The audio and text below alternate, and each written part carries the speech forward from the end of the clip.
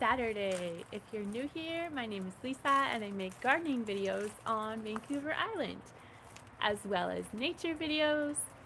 And today is a garden tour hosted by Grandma Sandy. Go check her out. She created the collaboration with Suffolk Susie, myself, Patricia Ann Cube, Barb Daly Rule Life, and I feel like I'm missing someone, but maybe I'm not. There's the four of us that try to participate every week, as well as probably 100 or more other channels that sometimes join in. It's a hashtag Garden Tour Saturday. If you're new to it, all kinds of gardening channels participate. A really fun YouTube collaboration. So it is a rainy day on Vancouver Island. I did remember it was Saturday today. I often forget. And we're going to check out the garden and what is growing. We're going to start with the roses. I have roses that have almost opened up for the first time in my garden. I'm so excited to show you my roses. Take a little turn around of the camera. Only two, but I'm not complaining. I'm so excited about my roses. This is rose right here. Oh my goodness, it's raining right now and it is just so beautiful. Now let's compare this beautiful rose to the label and see if there is a resemblance. I'm gonna just dust off the dirt first. So this is what it's supposed to be, Floribunda rose called Europenia. And I would say it's pretty true to form. Sometimes roses are mislabeled in the nurseries, but I would say that's an accurate representation. I love that. Now we're gonna do a sniff test. I have never smelled these roses before. I have a little bit of nasal congestion, so I'm not sure if my nose is fully functional as it should be, but we're gonna give it a sniff test and see if there's any fragrance. I'm so excited.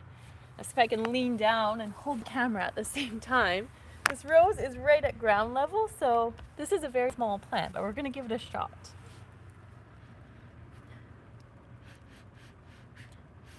Actually, honestly, I don't smell anything, but with roses and flowers in general, interesting thing about many flowers is you can smell them at one time of day and there will be no fragrance.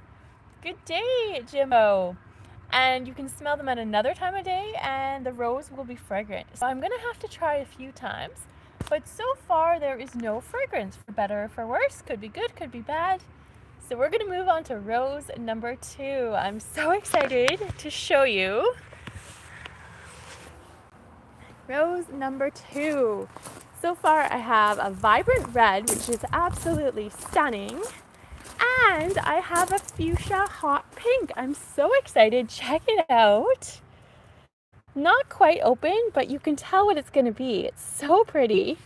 Now we have to compare the rose to the label. I did save some of my tags. Just kind of dust off the dirt before you look at it here. It's a shrub rose called Winnipeg Parks. Let's see if I can get more of the dirt off. And I don't know, guys. I think it's supposed to be red.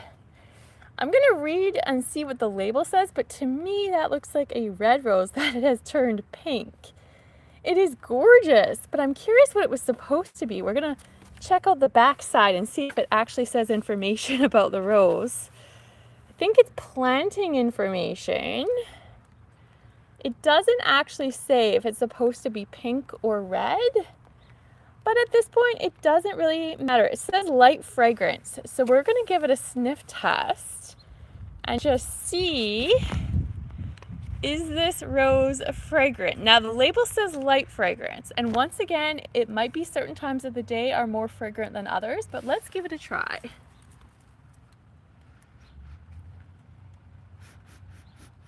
I don't smell anything, but I am wondering if rain makes a difference, because right now it is raining and neither one of the roses has any fragrance. So it could be that maybe roses don't have as much fragrance in the rain, or maybe none for some roses. I don't know. Hello, Allison Pearl Jam. I just watched one of your kitty videos. I really enjoyed it. If you're new here, I had a mystery cat visit my house 2 or 3 months ago and had a sleepover with me, which was wild. And it won my heart over. I am thinking one day I might adopt a little kitty.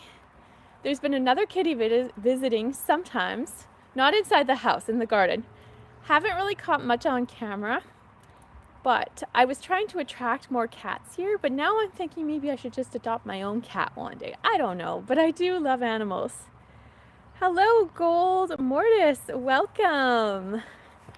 And if you love cats, Alice and Pearl Jam is such a wonderful kitty channel. I'm going to get more into the videos. I'm sort of rediscovering the channel. I sort of stopped watching as much YouTube for a while, but I'm trying to get back into watching more YouTube videos. So check out Alice and Pearl Jam for some lovely kitty videos. And let's see what else is going on in the garden. Oh yes, I have to show you my California lilac. I am so excited about this. I had one at my last place, but this one is a stunner. These are beautiful purpley blue blossoms. And I think usually this has a fragrance. Oh my gosh, you guys, this is unbelievable. If you've been around for a while, the crow that's been haunting me, there's been 2 crows haunting me. I swear it is chatting with me from the neighbor's chimney while I am live streaming. Let's look at this. I was just talking, and it was directly staring at me with its like beak open. Oh my gosh, I think it's coming here. Maybe not. No, it's watching me from the telephone pole. No joke. It does this all the time, and then it'll swoop down probably in a minute. A minute or 2, and it'll be like 2 or 3 feet away from me. Its buddy has arrived. These 2 have been haunting my garden every single day. Day and night. I catch them here at night too sometimes. They just seem to live here. But anyways, I should give them a name. I really should name those 2 because they are here all the time. But I don't know what I should call them. I just call them my crow friends and foes. But they deserve a name. If you have any ideas, let me know. I think they deserve some kind of recognition. So let's check out the California lilac. We're going to give it a sniff test. Okay, I smell nothing. So either this is my nose that is really playing tricks on me, or it's the rain, because this typically does have a fragrance. I'm not getting anything today, so that's kind of unfortunate, but it is a beautiful flower anyways. I might, oh.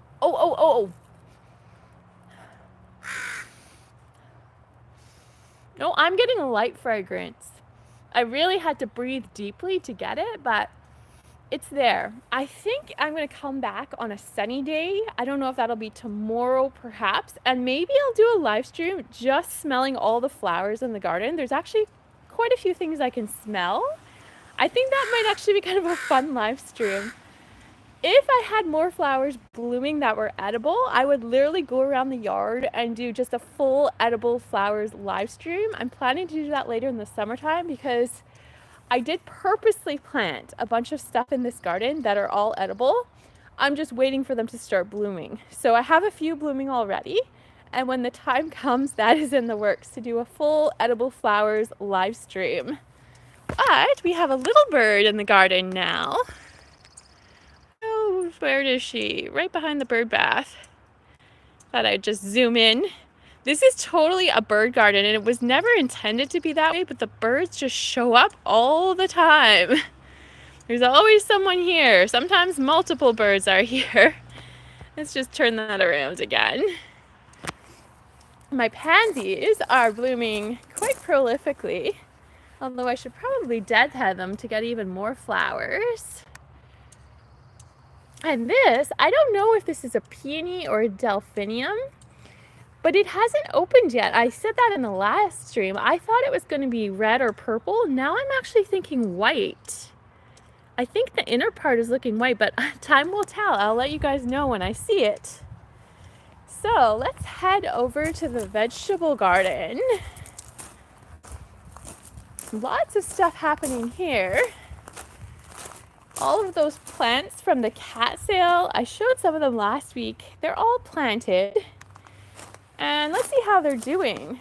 Some of them took a bit of a strain in the heat. It was really hot the day I planted them, so they got a little bit, what's the word? Not strained, but shocked from the heat, but they're doing okay.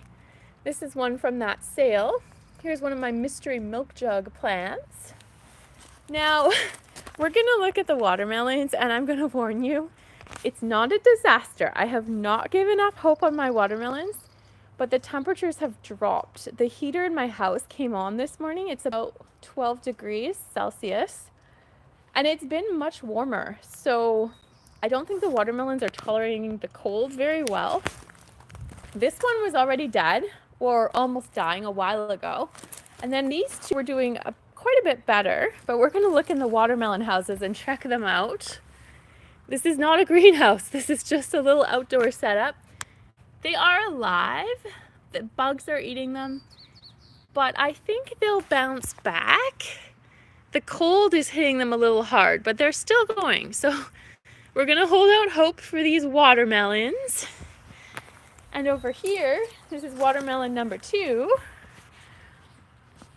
Again, they're not tolerating the cold well, but this one is doing okay. Try to get a little closer. Given that it's only been about 9 degrees overnight recently in Celsius, I think they're doing fine. I could potentially add a little more protection or more stones around them for a little more heat until the weather gets warm again, and maybe I should do that, really beef up the soil with stones right underneath. That might be a good plan. Means I need to go back to the beach, but that's always a fun experience. Whoa. So I've been trying to get more of my milk jugs planted into the garden, and I have a bunch more planted. But let's look right here. This is a spaghetti squash that I grew in the milk jug, and out of all of my squashes and melons, this one is on fire with growth. It just took off in the last 48 hours. It more than doubled in size, which is awesome. And this one was also grown in the milk jug, spaghetti squash. Right beside it, it's been eaten, and it's not nearly as big for some reason. But those are the spaghetti squashes I have. This one is also spaghetti, and it's really been eaten. Here's a tiny little tomato plant that came from the milk jugs, but I'm not holding out too much hope for these because my other tomato plants are just doing so much better. Here we have mystery squash from my milk jugs. They're doing okay. And then these tomato plants are seriously on fire with growth. I really need to get my tomato support worked out because they are just going bonkers with the growth they're putting on. Now, if you're new here, the the garden I'm showing you, this was brand new this season. And the amendment I put in here was sheep manure. So I went to a sheep farm that is local, and I got both aged and unaged sheep manure. And the soil that is in here is all recycled grass that I dug out when we were making the flower beds. There wasn't real soil that went in here, but it decomposed. So everything that is left, you see some roots, that was all grass from the flower beds. Turned into soil. And leftover soil from some pots, but very little. And then this is what the plants are looking like. I think this is all because of the sheep manure. I think that it's going to really put a lot of these plants into optimal growth and production. I think this is a really good example of the effect of that coming here. These two are just going so strong. We're going to look at the rest of the garden, but I think that is a secret ingredient here. So I only put sheep manure in this bed. I have 2 more beds I'm going to show you with no sheep manure, and we'll check out the difference. So coming this way, this soil was all original to this property. I didn't really add any obvious amendments to it. Well, it doesn't look bad. I truly think this one is going to outpace it very quickly with growth. This here is my potato patch. It is growing strong. But over here, this is a tomato that was planted at the same time as those ones that are on steroids. And look how much smaller it is. It is so tiny compared to those ones that are going really strong. There could be many variables in that, but I do suspect the sheep manure is making a huge difference between no amendments versus amendments. And what you see here are these are little lettuces I'm planting. I'm trying to really fill up the soil with greenery so there's not much soil exposed. Taking like a square foot kind of gardening approach. And those beautiful purple blooms, that is a Spanish lavender at the back, kind of split in the middle, but looking pretty good overall. And once again, another tomato that was planted at the same time as those ones in the sheep manure bed, and it is tiny. I truly think they're not getting enough nutrition compared to the manure ones. So it's an interesting comparison. And my basil is getting annihilated by the snails once again. Some strawberry plants in here. And a few more tomatoes. These are actually recent purchases. This was from the catnip. It's not catnip. What did they call it? Cat something society. They adopt like stray cats and cats that need homes. They had a plant sale and I bought a whole bunch of plants last week, and see, these are some of the ones from the sale. They're quite healthy looking actually. And you guys, I was at the grocery store the other day, and okay, when you have a plant problem and you go grocery shopping, you can't help but look at the plants. It just happens. And I came across a plant that I have never seen in my entire life, and it is a herb. I hadn't heard of it, I hadn't seen it, I hadn't grown it. And I was so tempted by it. I had to buy it. I had to show you. I'm going to show you. And I had to do a taste test. So this is kind of unbelievable. And I'm kind of shocked that this is even a thing. But this is so cool. So first of all, let's look at the plant tag. This is called a cola plant. Now, I was a little bit skeptical, like, could this really taste like cola? Like, really? Are you kidding me? Let's see what it says. Herbaceous shrub, finely dissected leaves taste and smell like cola. Blooms in late summer to early fall, 24 inches tall and wide. So we are going to do a taste test together. I did try this already because I was so excited about the plant. And it does taste like cola, but let me show you. So we'll pick a leaf. Normally I wouldn't do this from a store-bought plant. I want fresh growth, but I couldn't resist. So here it is. We're going to taste the cola plant together. No joke, it literally tastes like cola. I am like shocked. Cola without the carbonation. Now, I had this thought. I've been really into drinks lately. I don't mean alcoholic drinks, but drinks like a lot of kombuchas. I've got a bit of a kombucha problem. And in kombucha, they put all kinds of wild ingredients. And I had this thought that a cola plant, you could make some very intriguing beverages with that. Whether that's going down the road of a lemonade or a kombucha, or maybe even creating your own kind of unique cola drink, but with different flavors. I don't know, the world of possibilities opened up when I saw this cola plant, and then I tasted the cola plant, and I was like, holy crap, how does nobody know about this? I've never seen it on YouTube, I've never seen it on Google, I've never seen it in all of my gardening years. Like, I've had a garden for, this is going on 12 years of my life. I've never seen it in all my gardening trips to the gardening stores.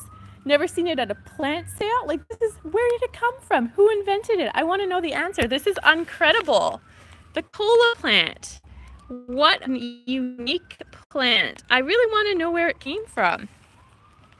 Has anyone in the chat heard of a cola plant? Because I certainly had not. Or have you grown it before? Have you seen the flowers? I have so many questions about this plant. It is like got me so excited, but we have more to see. I am like dwelling on the cola plant, but there is more to see in the garden. So we've got some poppies. These are not edible poppies. These are California poppies that self-seeded in my vegetable garden. And I'm actually letting them grow. Now this is a whole wide open space. And what I showed you before is that my cucumbers got annihilated and are still getting annihilated by the slugs. This one was completely eaten. This one is on its way out. So what I did just 2 or 3 days ago is actually I have a large seed collection of flowers and vegetables. I self-seeded a lot of cucumbers, like I'm gonna guess 30 or 40 plants. Just stuck the seeds in the ground like 3 to 4 days ago.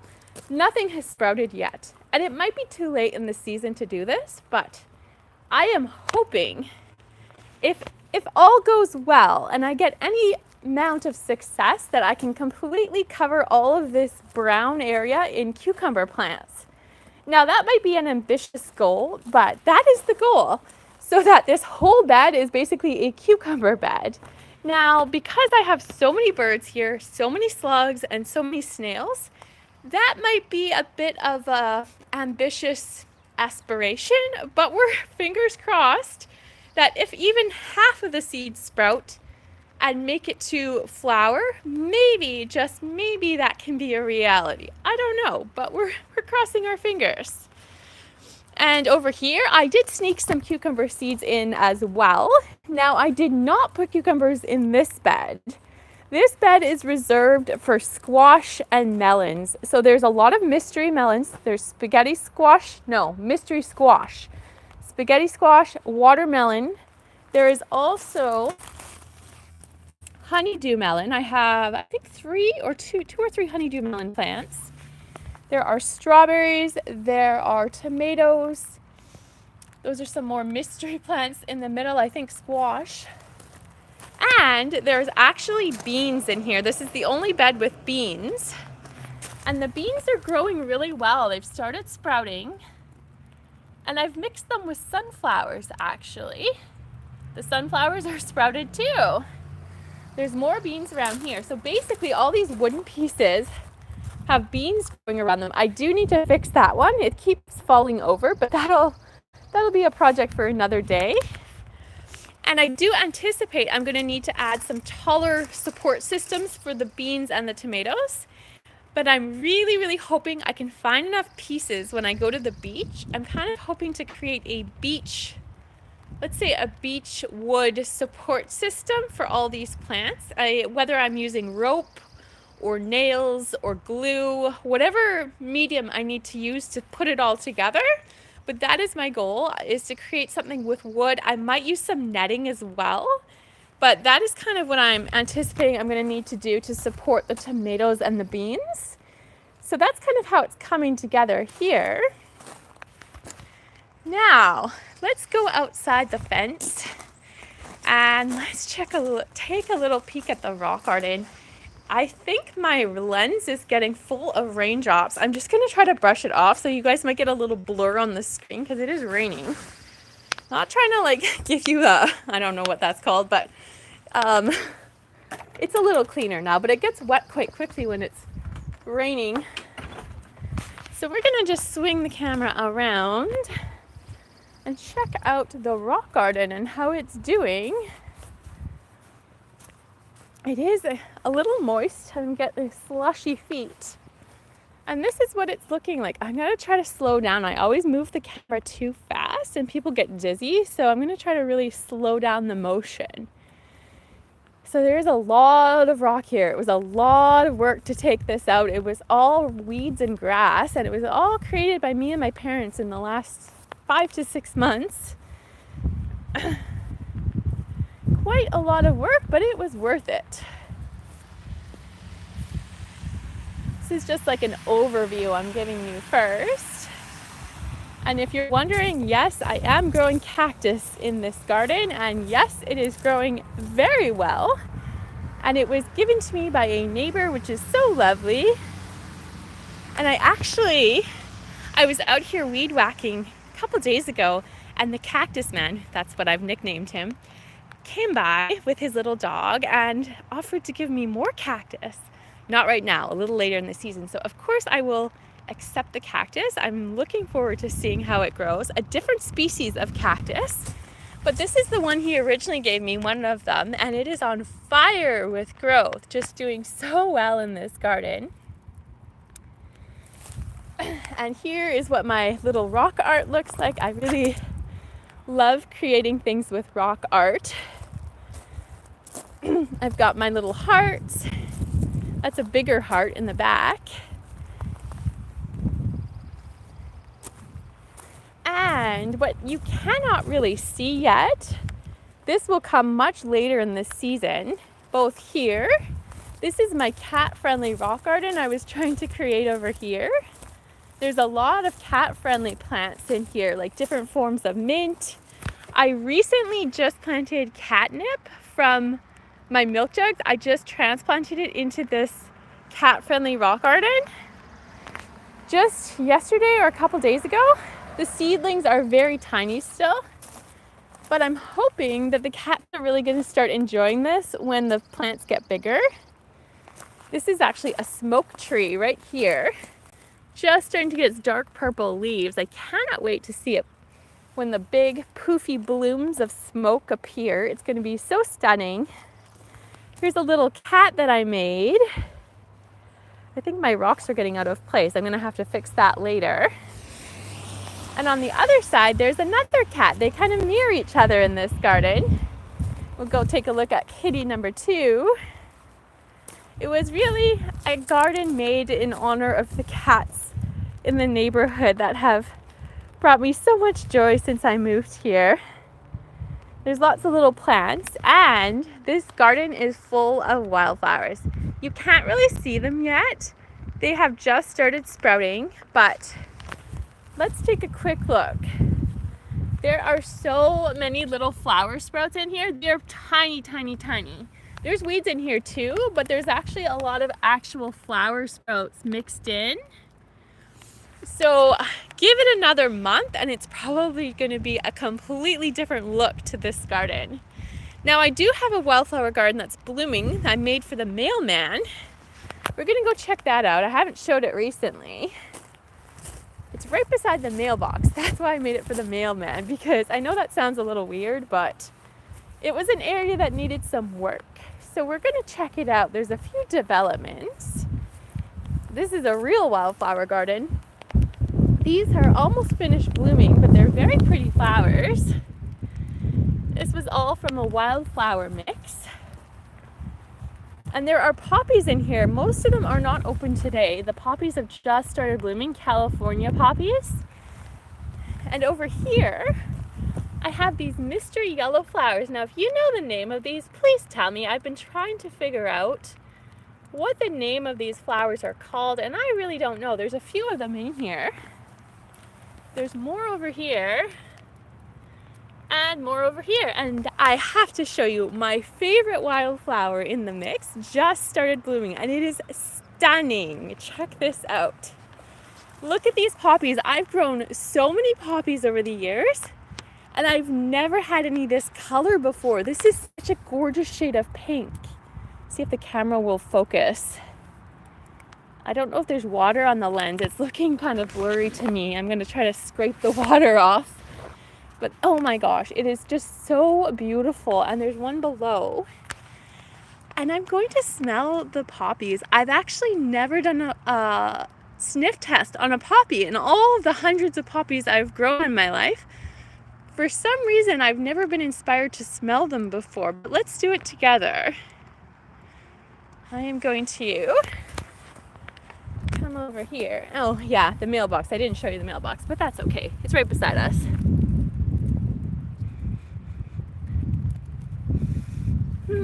I don't actually smell anything, but I'll try again when it's sunny. We'll do a whole flower sniffing video together. So those are my gorgeous poppies that I'm so excited about. And guess what, guys? Look over here. I don't know if you can tell, this whole cluster is going to be more poppies. And I'm so excited. I don't know if they're pink, if they're purple, if they're red, and maybe even blue. I've never been able to grow a blue poppy before, but I'm definitely going to share with you when they open up, because I am so interested to know what color they're going to be. Right here, So let's look at some more plants. Coming this way,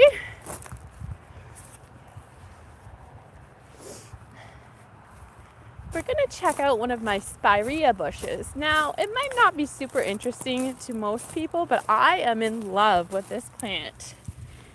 Spirea, and I know I'm butchering the name of it. I have gotten many comments on my old videos. I used to grow these in my old house.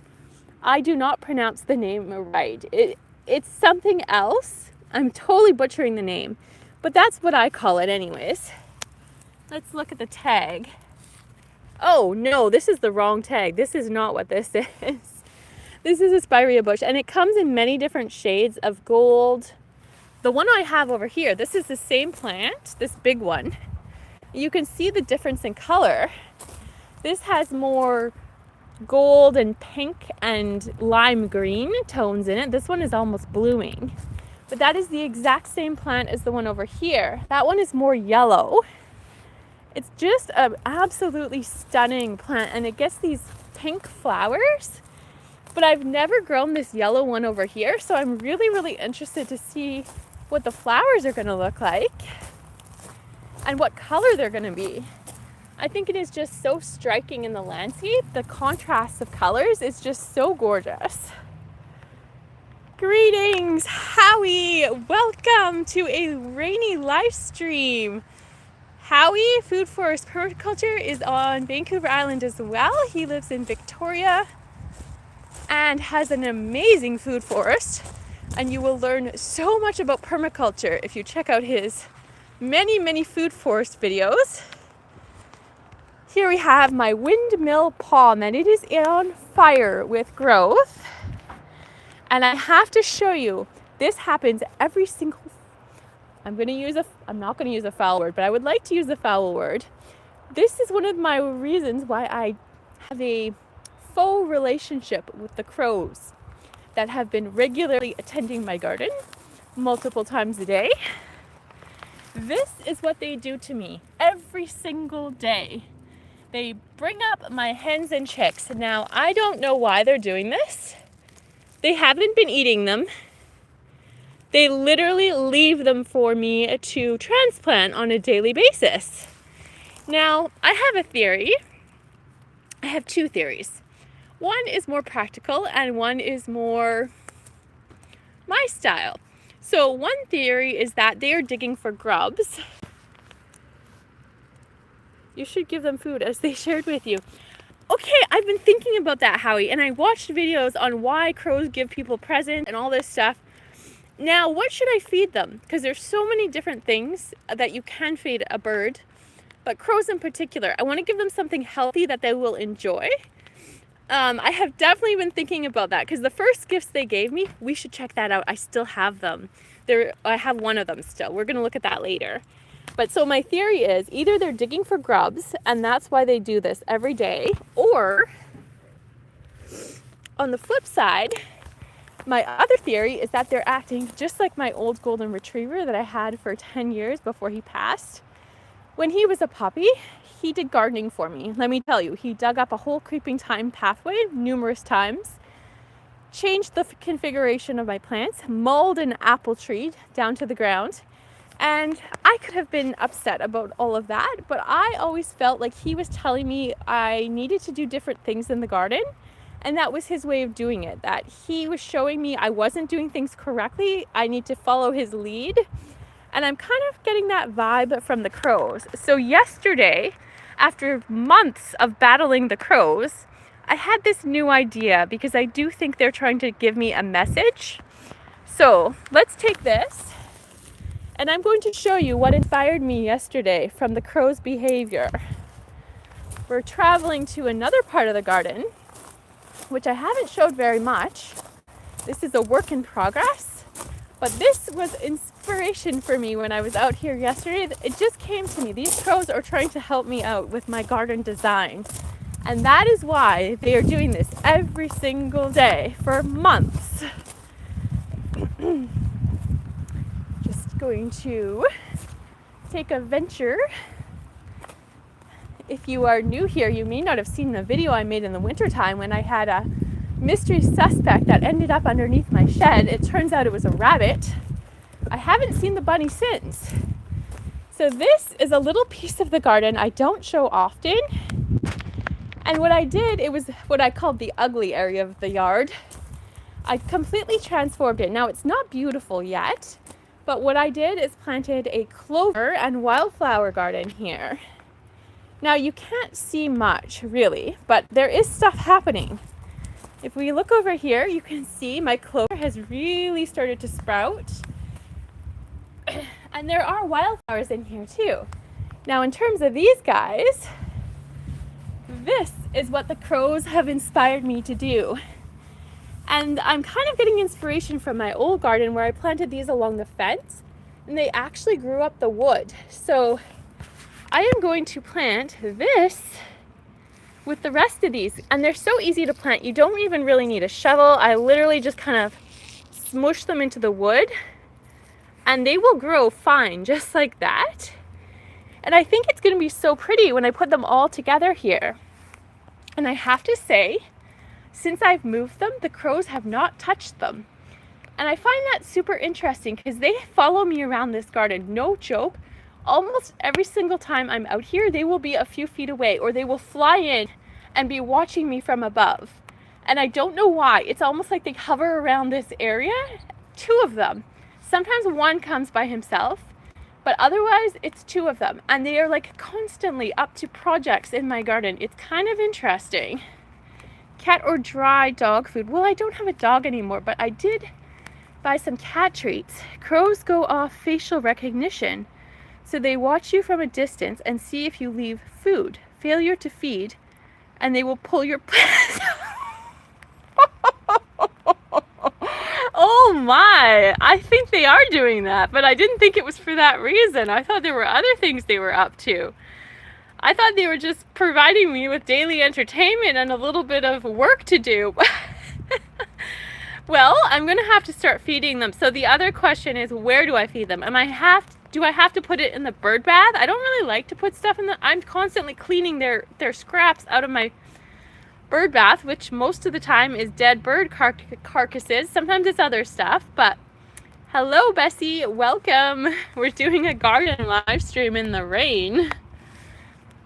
And here is a sage plant transplanted from my vegetable garden. And you can see clover is coming along here too. It's a long time until it's going to be big, but it is growing. These are tiny little sunflowers that are coming up, so small, and the bugs are eating them, but I think they'll survive. This is something that is kind of experimental. It looks ugly, but it might be beautiful one day. And it's all along here. And then this is my fig tree that I transplanted, and it is just starting to put on new growth. So exciting. More sunflowers. And I will show you, there are wildflower sprouts. Not very many, and they're very tiny so far. I literally just sprinkled the box everywhere. I don't know how many are going to come out, but let's take a look. This one in particular has caught my eye. This is a little tiny lupin plant that was in the wildflower mix, and I'm so excited to see it bloom. See more clover. And yes, there are more weeds in here, and I do need to pull them out, as many as I can. And I do think I'm probably going to get another container of clover and perhaps another box of wildflowers and sprinkle them out here, just to really beef up the amount of seedlings. But there are a lot. I might just need to wait a little longer. I don't know. But I do love the rain. Rain means no watering for me, so that is a bonus. And over here, this is something that might be beautiful one day, or maybe not. Depends if they survive. This is Unimes cuttings from my parents' garden. I don't know if they're going to survive. I just planted them. And there's sunflowers mixed in here. Lots of sunflowers. Now I'm hoping if they survive and they thrive, that this not so beautiful fence will actually be very beautiful in about 3 or 4 months from now. So we'll see if that happens. Coming this way, this is something I'm working on, and I would love some ideas. If anyone has an inspiration, Now, this is supposed to be art. And I had a different idea when I was creating that piece that you just saw. I started out making a cat here. Now, this is not the cat. I took it apart because it really wasn't going the way that I wanted it to go. And then I thought I'm going to try a flower inspiration, and I didn't have enough rocks or anything to finish it. So my question is, should I go more flower with this and turn this into a kind of a flower art piece? Another piece of inspiration I've had for what it looks like now, I'm getting moon vibes. I'm getting like a crescent moon when I look at this, but I'm not really sure how I should enhance the design. This isn't really what I want it to look like, but I don't have a full vision for what I should go for here. So this whole project is going to be made with beach stones and beech wood. So if you have any inspiration ideas, I would love to know in the comments what you think this could be transformed into. I love making different art sculptures and designs and all kinds of things. So I really would like some inspiration for what could I turn this into. Should we go flower vibes? Should we go back to the cat vibes? Should we go for something more related to the astros, like the moon or anything like that? What should I turn this into? Please give me some ideas. So we're going to venture back to, I think, the rock garden. There's maybe a little bit more to see there.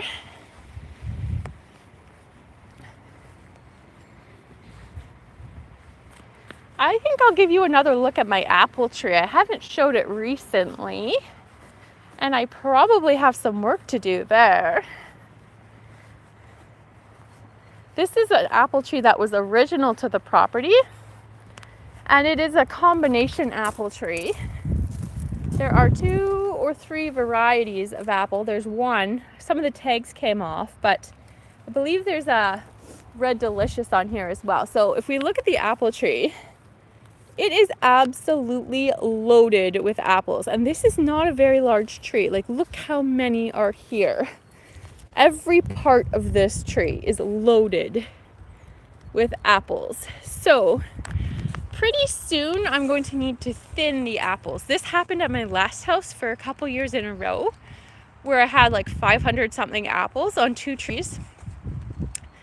And it's so hard psychologically to thin the apples, but I do think I need to do that. I'm probably going to wait a couple more weeks into June to see if any of them will fall off on their own. But if they don't, I'm really have to get out here and do this, because I don't want to harm the tree, because this is a very small tree. There's probably at least 100, maybe more apples on this small tree. So I definitely have work cut out for me. And I think on that note, I'm going to end the live stream. Thank you so much for joining me on this rainy morning on Vancouver Island. I hope you're having a lovely spring, almost summertime now, and we will see you soon in another video. Bye-bye.